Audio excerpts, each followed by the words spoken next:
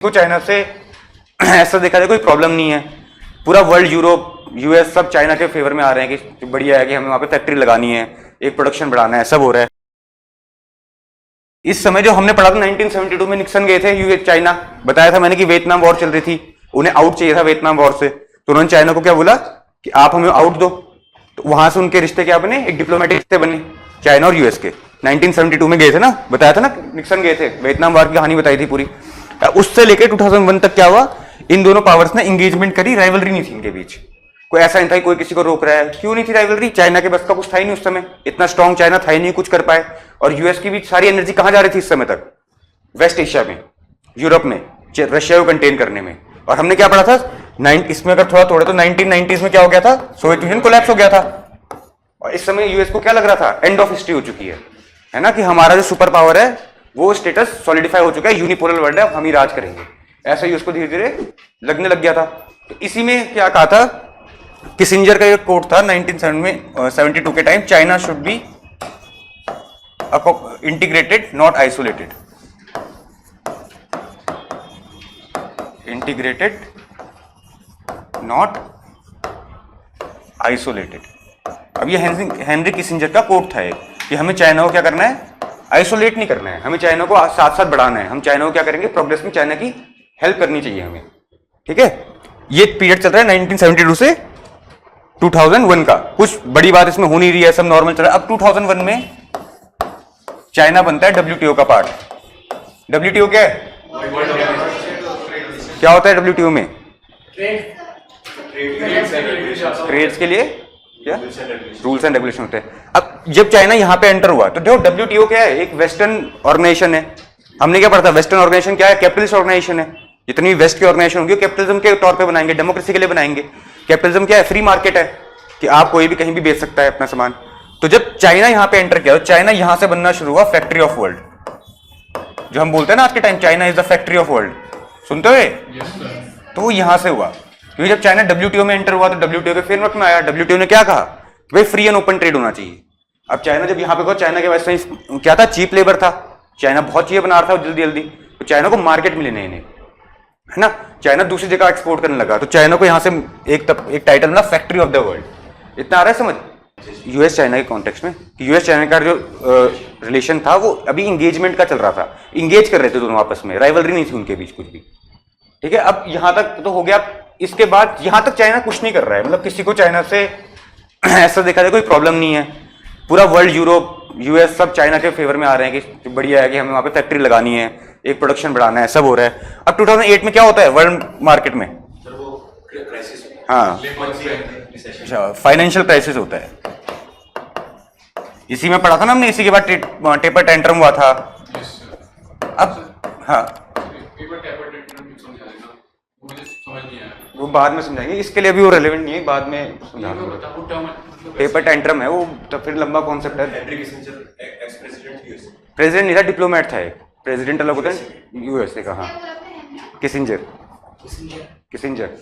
अब देखो यहाँ पे क्या होता है, 2008 में ही फाइनेंशियल क्राइसिस आ गया वेस्ट में, है ना। जितनी भी कंट्री वेस्ट से एसिमिलेटेड थी, एसिमिलेटेड मतलब एक ग्लोबल ऑर्डर क्या बोलते थे हम, कि वेस्ट ने क्या बोलता, फ्री एंड ओपन ट्रेड। उसका पॉजिटिव तो हमें पता है, पर नेगेटिव क्या है, कि अगर एक कंट्री में रिसेशन आएगा तो उसका इफेक्ट सारी कंट्री में पड़ जाएगा, पड़ेगा ही ना, सब इंटरकनेक्टेड है। इसमें इंडिया बच गया था थोड़ा सा, क्योंकि इंडिया ने अपनी इकोनॉमी ढंग से ओपन नहीं करी थी, और चाइना बच गया था। तो इस पॉइंट में चाइना को पहली बार ऐसा लगा क्या है, वेस्ट इज डिक्लाइनिंग। चाइना के अंदर एक थॉट आई कि वेस्ट इज डिक्लाइनिंग। 2008 का वो टाइम मानते हैं जब चाइना को पहली बार लगा कि भाई वेस्ट डिक्लाइन कर रहा है और अब हमारा क्या है, हम और असर्टिव हो सकते हैं। तो अब इस साउथ चाइना सी सुनते हैं ना हम, साउथ चाइना सी में कुछ कर रहा है, ये साउथ चाइना सी में ये चाइना कुछ करता रहता है ना, कभी फिलीपींस से आगे कुछ बोल देगा, कहीं बोलेगा ये। तो ये 2008 के बाद करना शुरू किया इन्होंने, 2008 से पहले कुछ ज्यादा कर नहीं रहे थे। क्यों? वही हमने क्या पढ़ा था, hide your strengths and wide your time, वो फिलॉसफी थी उनकी। अब यहां से आगे इन्होंने क्या किया, इनको समझ आया west is declining, financial crisis हो गया है। देखा इन्होंने कि भाई वेस्ट में तो डामाडोल स्थिति हो चुकी है। ग्रीस, उसका इफेक्ट कितने टाइम तक चला, ग्रीस का जो पूरा बैंक्रप्सी आई वो उस क्राइसिस की वजह से आई। तो उनको समझ आया वेस्ट तो डिक्लाइन कर रहा है, अब हम असर्टिव हो सकते हैं। तो अब वो जैसे साउथ चाइना सी में असर्टिव होने लग गए। जितने भी हम पढ़ते हैं ना, उन्होंने मिलिट्री एक्सरसाइज करते हैं, जितने भी वो जैसे तुमने वो सुना था फिलीपींस में लड़ाई हो गई थी बीच में उनकी, उन्होंने फिलीपींस वालों को मना कर दिया था आप इस लाइन से बाहर नहीं आ सकते, 9 लाइन है ना उनकी।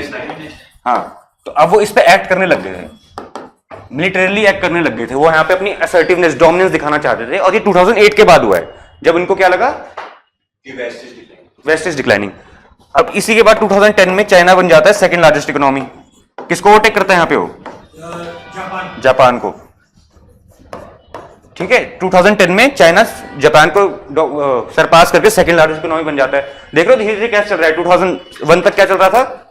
चाइना कुछ चुपचाप था, अपना एंगेजमेंट नॉट राइवलरी, दोनों देश अपने आपस में खुश है। 2001 में WTO में एंट्री होती है, फैक्ट्री ऑफ वर्ल्ड, यहां से चाइना का डोमिनेंस होता है, इकोनॉमिक रिवाइवलिज्म होता है एक तरह से।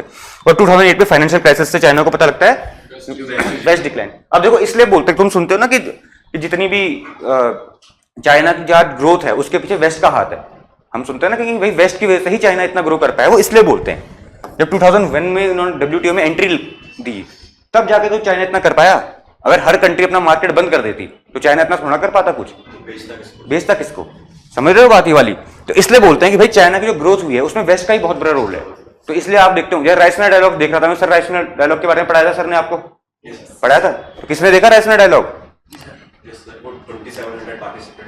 अरे देखा मतलब देखा राइसिना डायलॉग यूट्यूब पे देखा क्या किसी पे? तो क्यों नहीं देखा? तो देखना है ना, वो करंट अफेयर जब पढ़ते हो देखो क्या चल रहा है। राइसिना डायलॉग में क्या होता है, अलग अलग जगह के डिप्लोमेट्स आते हैं, अलग अलग जगह एम्बेसडर्स आते हैं, प्राइम मिनिस्टर्स आते हैं, कभी कभी एक्स प्राइम मिनिस्टर्स आते हैं, क्या बात करते हैं? ये तो बात करते हैं जो हम कर रहे हैं, उनको तुम डायरेक्ट कोट कर सकते हो अपने पेपर में। तो अब उसमें अगर तुम राइसिना डायलॉग देखोगे तो उनके जो बहुत सारे एक्सपर्ट आते हैं वो बोलते रहते हैं ये बात कि भाई चाइना राइज हो रहा है, China is rising at a cost of US, at cost of India. तो इसकी बात होती है यहाँ पे, वो ये इसको बहुत ढंग से समझाते हैं कि चाइना का राइज कैसे हुआ। तो वो देखो राइसिना डायलॉग अगर तुम्हें पढ़ाया जा रहा है तो देखो, थिंक टैंक्स देखना शुरू करो यूट्यूब में थोड़ा, ठीक है? थिंक टैंक जो होते हैं, राइसिना डायलॉग्स है, ORF जैसे थिंक टैंक है, उनके आर्टिकल्स पब्लिश करता है, फ्रंटलाइन मैगजीन है, डाउन टू अर्थ है एनवायरमेंट के लिए। तो ये देखो, इससे तुम्हारा थोड़ा एक होराइजन बड़ा होगा। हाँ, थिंक टैंक होते हैं ना सारे, जो गवर्नमेंट को एक पेपर वाइट पेपर टाइप का निकालते हैं। राइसिना डायलॉग नहीं आ रहा? अरे थिंक टैंक तो कैटेगरी है ना उनकी। तो वही बात होगी, मैं कह रहा हूँ सचिन तेंदुलकर बढ़िया बैट्समैन है तो कह रहा है किसमें क्रिकेट में? क्रिकेट का कुछ आ ही नहीं रहा है, वो बड़ा हेड है। अब 2010 में एंट्री होती है शी जिनपिंग की। यहां पे शी जिनपिंग बनते हैं क्या? चाइना के प्रेसिडेंट, उनका प्रेसिडेंट होता है चाइना का। अब यहां से वो बोलते हैं चाइनीज ड्रीम। अब यहां से बोलते हैं चाइना, अब यहां से चाइना एक एग्रेसिव पॉलिसी की तरफ आता है, वो बोलते हैं चाइनीज ड्रीम है। चाइनीज ड्रीम मतलब हम डोमिनेट करेंगे एक पॉइंट के बाद ही। शी जिनपिंग ही निकालते हैं क्या? बेल्ट एंड रोड इनिशिएटिव इन्होंने निकाला था पूरा का पूरा। हाँ, तो ये शी जिनपिंग के बाद और असर्टिव होने लग गया चाइना ने कहा क्या अब हम और कंट्रोल करेंगे। तो वो आउटसाइड कंट्रीज में इन्वेस्टमेंट्स करने लगे, ऐसे श्रीलंका में, अफ्रीका में, यहाँ वो और जगह इन्वेस्टमेंट ढंग से करने लगे। अब इसमें एक ये भी चीज बोलते हैं, they were filling the gaps by western powers, gaps left by western powers. इसका मतलब क्या होता है कि गैप्स लेफ्ट बाय वेस्ट, इसका मतलब ये होता है कि पहले क्या करता था जो वेस्ट था, यूएस यूरोप, ये बहुत इन्वेस्टमेंट करता था डेवलपमेंट के लिए, है ना, कि यहां डेवलपमेंट करनी है, यहां हमें और डेमोक्रेसी बढ़ानी है, ये सब करता रहता था।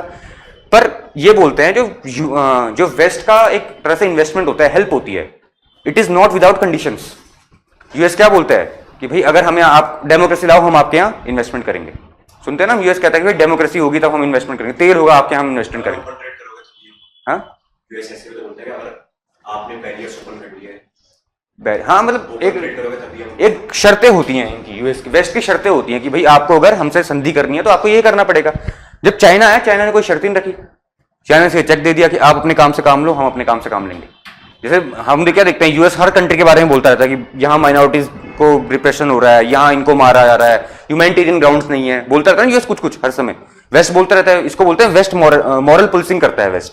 जैसे यूरोप बीच बीच में बोलता रहेगा कि भाई इंडिया में माइनॉरिटीज का वो हो रहा है, क्या दमन हो रहा है, माइनॉरिटीज के अगेंस्ट एक्सेसिव फोर्स का यूज हो रहा है, बोलता रहता है ना वेस्ट। चाइना का हम बोलते ही नहीं कुछ, आपको अपनी कंट्री में जो करना है करो, हम आपको चेक फाड़ के देंगे, आप हमारे काम में मत आओ, हम आपके काम में नहीं आएंगे। तो इसलिए बहुत अट्रैक्टिव मॉडल था जो BRI था ना, BRI कंट्रीज ने अडॉप्ट इसलिए किया कि जैसे अफ्रीका है, अफ्रीका में अगर यूरोप या फिर वेस्ट इन्वेस्टमेंट करता है तो फिर बोलता है डेमोक्रेसी लाओ, ओपन करो, लोगों की बात सुनो, इलेक्शन करवाओ, ये सब बोलता रहता है। चाइना ने कहा कुछ नहीं भाई, हमको रोड बना दो, बाकी हम देख लेंगे, तुमको जो करना है करो। ये अट्रैक्टिव मॉडल बना, तो इसलिए बोलते हैं गैप। और धीरे धीरे क्या हुआ, वेस्ट, जैसे अरब स्प्रिंग हुई। अरब स्प्रिंग्स पढ़ी है तुम लोगों ने? अब चलो, अरब स्प्रिंग ये पढ़ा नहीं, अरब स्प्रिंग। चलो ये तो अभी आगे होगा, पर धीरे धीरे जैसे बहुत चीजें ऐसी होने लग गई यहाँ पे अफ्रीका में, जिन्होंने डिसइल्यूजमेंट फैलाया। किसके कॉन्टेक्स्ट में? वेस्ट के कॉन्टेक्स्ट में। उनको ये लगा कि भाई वेस्ट तो हमको मॉरल पुलिसिंग कर रहा है। जैसे जयशंकर साहब क्या बोलते रहते हैं बार बार कि वेस्ट मॉरल पुलिसिंग कर रहा है, कि Europe thinks that Europe's problem are the world's problem, but the world's problem are not Europe's problem. ये यूरोप का एक रहता है ना। अगर आप देखो यूक्रेन वॉर हुई तो यूरोप कितना टाइम चिल्ला रहा है, न्यूज में आ रहा है यूरोप की वॉर है, ये यूक्रेन में अटैक क्यों कर दिया रशिया ने, पर इतने साल से सूडान में वॉर चल रही है, उसके बारे में कोई कुछ नहीं बोल रहा। इंडिया पाकिस्तान की वॉर चलती है, क्या बोलते हैं? कुछ ज्यादा बीच में पड़ते ही नहीं है कि भाई वॉर मत करो, अच्छी चीज नहीं है, तो आप यहाँ डिफेंड क्यों, यहाँ भी यही बोलो। तो ये यूरोप के साथ एक दिक्कत है, डबल स्टैंडर्ड था यूरोप का। ठीक है, अब यहाँ पे जब चाइनीज ने अपनी असर्टिवनेस दिखानी शुरू की, जब चाइनीज का बड़ा सिंपल फंडा था, आप हमारे इंटरनल मैटर्स में मत बोलो, हम आपके इंटरनल मैटर्स में नहीं बोलेंगे, खत्म बात। अब यहां से इन सबको एक बड़ा अट्रैक्टिव है, और यहां से स्टार्ट होती है Chinese investment in other countries, है ना। कहां पे चाइनीज इन्वेस्टमेंट अभी? हाँ, बहुत डेवलपिंग कंट्रीज में है ना, है ना। अब इसके बाद 2017 में एक पहला टाइम आता है जब यूएस ऑफिशियली रिकॉग्नाइज करता है that China is a super power in becoming. इसको इसलिए बोलता है रिविजनिस्ट पावर बोलता है, रिविजनिस्ट पावर का यूज करता है किसमें? National security strategy. यूएस बताया था ना मैंने, हर साल अपनी एक नेशनल सिक्योरिटी स्ट्रेटजी निकालता है, बताया था? तो सॉरी, तो उसमें यूएस अपनी सिक्योरिटी स्ट्रेटजी में एक तरह डिफाइन करता है कि हम किस तरफ जा रहे हैं, हम किस तरफ सोच रहे हैं, हमारा सिक्योरिटी जो पैराडाइम है वो किस तरफ शिफ्ट होगा। तो 2017 में उन्होंने पहली बार चाइना को बोलते हुए सीधा क्या बोला? Revisionist power. कि चाइना एक रिविजनिस्ट पावर है। रिविजनिस्ट पावर का मतलब ये होता है कि वो हमको back to the dark ages लेके जाना चाह रही है, एक तरह से वर्ल्ड ऑर्डर को तोड़ना चाह रही है, एक नया वर्ल्ड ऑर्डर बनाना चाह रही है। ये ना रिविजनिस्ट पावर। रिविजनिस्ट पावर का मतलब एक तरह से ये है कि यूएस ने ये कहा कि चाइना चाहता है कि वर्ल्ड ऑर्डर चेंज कर दे, है ना, कि वर्ल्ड ऑर्डर को हम बाय फोर्स चेंज कर दे। एक तरह से समझो कि हमें यूएस के कहीं कंपटीशन लड़ेंगे और यूएस की पावर को ओवरथ्रो करके खुद पावर बनेंगे। एक तरह से सिंप्लीफाई कर रहा हूं मैं, पर ये है एक तरह से। अब ये पहली बार क्लियर, इसको बोलते हैं डॉक्ट्रिनल शिफ्ट बोलते हैं। डॉक्ट्रिनल शिफ्ट मतलब हमारी डॉक्ट्रिन होती है सबकी एक कोई ना कोई, जैसे हमारी क्या है गुजरात डॉक्ट्रिन, जैसे अभी हमारी टेररिज्म के लिए क्या है लास्ट नाम लगाया हमने, पहली बार लाए प्रहार लाए ना हम, तो डॉक्ट्रिन सेट करी हमने। जैसे मोदी ने क्या, मोदी जी ने बोला सिंदूर के बाद कि भाई कि द परपेट्रेटर्स की हम टेररिज्म में क्या मानेंगे, सिर्फ टेररिस्ट को नहीं ब्लेम करेंगे, हम उन पे भी अटैक करेंगे जो टेररिस्ट की हेल्प करती है, कंट्री पे भी वो करेंगे। तो डॉक्ट्रिनल शिफ्ट है वो, ठीक है, इसको बोलते हैं डॉक्ट्रिन। डॉक्ट्रिन बनाना, डॉक्ट्रिन का मतलब ये होता है कि अब आगे से जो भी फैसला होगा वो इस डॉक्ट्रिन के तहत होगा। रूल्स एंड रेगुलेशन रहेंगे ना सर, मतलब एक तरह से रूल्स एंड रेगुलेशन नहीं होता है, डॉक्ट्रिन होता है कि एक फिलॉसफी होती है, इस फिलॉसफी पे काम कर। रूल्स तो बहुत स्ट्रिक्ट इन कोडेड होते हैं। डॉक्ट्रिन मतलब ये होता है कि आपने अगर डॉक्ट्रिन बनाई है, जैसे हमने अब ये बोल दिया है कि अगर पाकिस्तान कभी भी अटैक, इंडिया में कोई भी टेररिस्ट अटैक होगा इसका पाकिस्तान लिंक होगा, तो हम टेररिस्ट को तो मारेंगे ही मारेंगे, हम पाकिस्तान पे भी अटैक करेंगे। तो इसको बोलते हैं डॉक्ट्रिन बना दिया हमने, यही होगा। डॉक्ट्रिन में यही बात होती है कि आप एक अपना एक्शन फिक्स कर देते हो कि अब हम आगे आके ये करेंगे। इतना है समझ? अब 2018 से प्रेजेंट तक हम जो यूएस चाइना रिलेशन देखते हैं वो कैसा है? अब दोनों पावर एक तरह से क्या कर रही हैं साथ में, अब टकरा रही हैं। इतने टाइम बाद अब जाके वो पावर, जब ट्रंप आए, जब ट्रंप की फर्स्ट, तो ट्रंप ने करा पहली बार, ट्रंप ने टैरिफ लगाया चाइना में। ट्रंप ने पहली बार ये बोला कि भाई चाइना से सारे बिजनेस हटा दो। ये एप्पल वगैरह को बोलना शुरू किया कि आप चाइना में क्यों, चाइना से आ जाओ, चाइना एक एनिमी कंट्री है। ये ओपनली डिफाइन शुरू हुई। जैसे हमने देखा कि अभी ट्रंप विजिट करने गए चाइना, इससे पहले कौन गया था विजिट करने? उनके वो गए थे। कौन? नहीं, कौन यूएस प्रेसिडेंट लास्ट कौन गया था? सर वो याद नहीं आ रहा। मैंने कहा यूएस प्रेसिडेंट कौन सा गया था लास्ट हमसे पहले? अरे नहीं, ओबामा नहीं गया था, भी गया था 2000 में गया है। अरे ओबामा तो 2000 का ही है। अरे इससे पहले ट्रंप ही गए थे, बाइडेन एडमिनिस्ट्रेशन का तो कोई गया भी नहीं था वहां। नहीं 9 साल के बाद, अभी अपनी फर्स्ट टर्म में भी गए थे ना ट्रंप साहब। 19 में गए थे। हाँ तो फर्स्ट टर्म में गए थे, वही बोल रहा हूँ ना, फर्स्ट टर्म में भी ट्रंप गए थे। पर बाइडेन जब आए थे तो बाइडेन तो गए भी नहीं थे, इतना एंटेगनिज्म आ चुका था यूएस और चाइना के रिलेशंस में। तो अब ये प्रेजेंट कॉन्टेक्स्ट है, यहाँ पे हम बोलते हैं 2018 के बाद से क्या हो रहा है, इनका एक कॉन्टैक्ट हो रहा है, एक तरह से एक सुपर पावर जो दो है वो कॉन्टैक्ट में आ रही है, वो अपने इंटरेस्ट को सेव कर रही है, वो एक्सेप्ट कर रही है। जैसे यूएस पहली बार एक तरह से एक्सेप्टेंस आ रही है यूएस के अंदर, क्या कि चाइना अब सच में एक पावर बन चुका है जो हम पे हमारे साथ कंपीट कर सकता है।